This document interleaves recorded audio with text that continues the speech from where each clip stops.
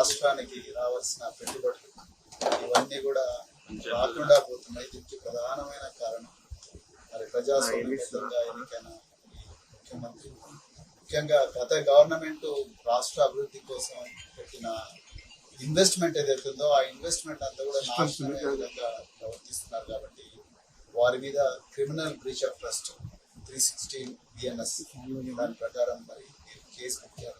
అన్ని ఆధారాలతో మీ లిమిట్స్ మా పోలీస్ స్టేషన్ కాబట్టి దయచేసి దీన్ని మరి వెరిఫై చేసి FIR గా మీరు రిజిస్టర్ చేసి మరి నిందితుల మీద చర్యలు తీసుకోవాల్సింది.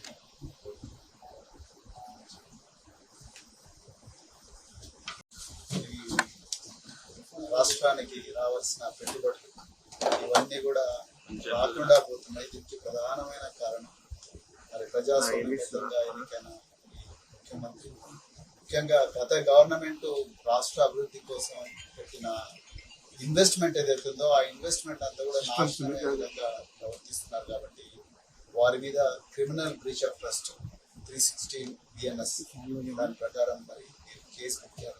అన్ని ఆధారాలతో మీ లిమిట్స్ మా పోలీస్ స్టేషన్ కాబట్టి దయచేసి దీన్ని మరి వెరిఫై చేసి FIR గా మీరు రిజిస్టర్ చేసి మరి నిందితుల మీద చర్యలు తీసుకోవాల్సింది.